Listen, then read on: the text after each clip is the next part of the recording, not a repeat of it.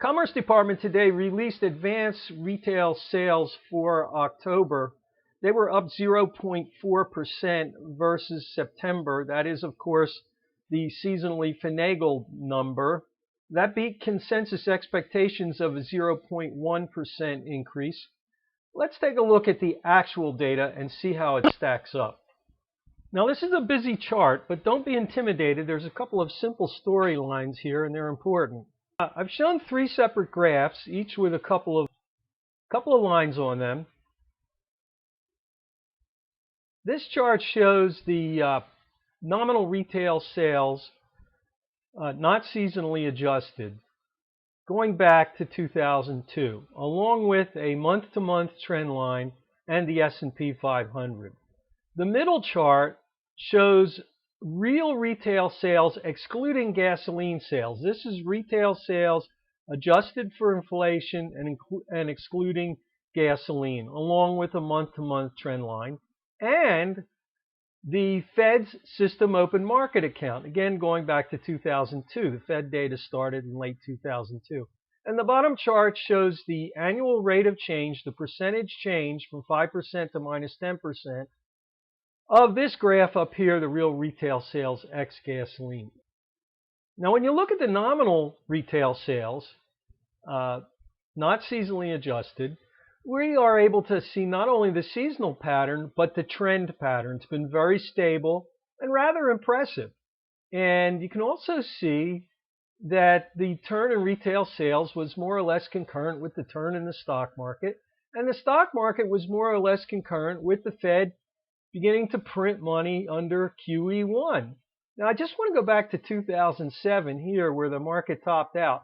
Look what happened. The Fed was growing its system open market account steadily for 5 years at a 5% annual growth rate. Then in 2007, when the shit started to hit the fan and the wheels started to fall off, the Fed began to panic and began all its alphabet soup programs. And then initially, to fund the alphabet soup programs, the Fed decided that it was going to take the money out of its system open market account. That basically starved out the primary dealers and triggered the collapse in stock prices, which helped to trigger the collapse in the economy. Now, everything was going down anyway because the housing market was starting to collapse. But this exacerbated the situation and it turned it into a panic in 2008. And the economy weakened pretty severely over that time. The Fed realized its mistake in 2009, started QE1, stocks reversed, the economy began to find its footing, and since the middle of 2009, it's been growing at a fairly stable rate, including about a 2% annualized CPI increase. Now, we know that doesn't state all of inflation, but for the purposes of this analysis, that's how I adjusted the nominal retail sales to get to the real retail sales. And again, I excluded gasoline because that tends to skew things in the opposite direction. When gas prices rise 50% in a year, it makes it look like retail sales are going up, when in fact that rise in gasoline prices acts like a tax and pulls money out of consumers' pockets, and they spend less on retail. And it works in the opposite direction when gas prices are falling. So I like to take that out of the equation and just look at retail sales ex-gasoline and adjusted for inflation. And again, we've had a fairly steady trend, although nowhere near as impressive as this uptrend. Just in the last couple of months, if you follow this pink line here, which is the October year-to-year change, you can see the trend has accelerated a little bit and just recently has surpassed the 2007 peak.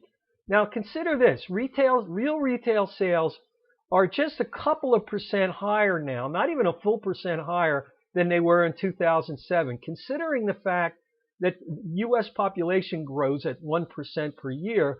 The population of the United States is now 7% higher than it was in 2007, but retail sales are only about 1% higher.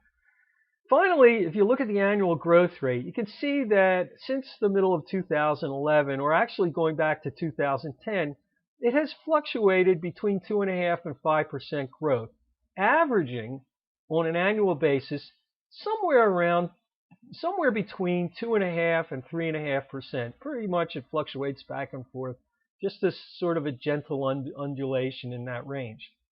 That's in spite of the fact that the Fed has been stop and go on QE. QE1 was more or less concurrent with the rebound in the economy.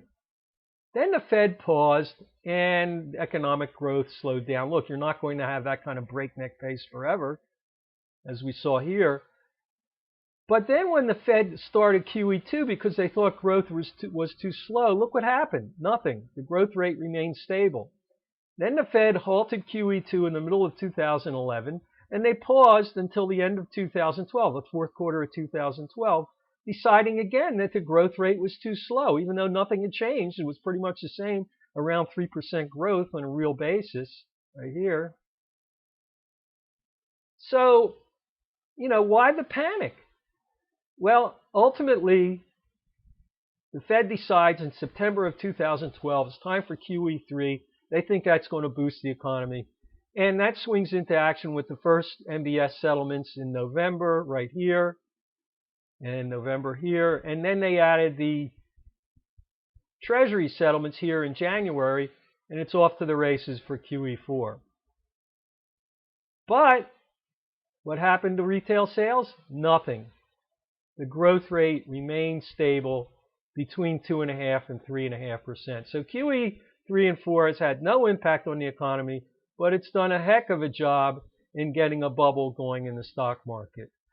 So the question is, what the heck is the Fed doing with this quantitative easing? Why is it really doing it when it knows, it can see very clearly that it's had no impact on the economy? The answer lies elsewhere, and we'll get into that in another video. Meanwhile, I hope you find this one instructive, and I'm going to post this chart at wallstreetexaminer.com so that you can study it a little more closely at your leisure. If you'd like to learn more about how the Fed rigs the market and attempts to rig the economy and fails, visit me at wallstreetexaminer.com. That's where I do my proprietary research in the Wall Street Examiner Professional Edition on the Fed and the world central banks, the U.S. Treasury, and the forces of macro liquidity that drive markets. That's wallstreetexaminer.com, the professional edition. You can try it risk-free for 30 days.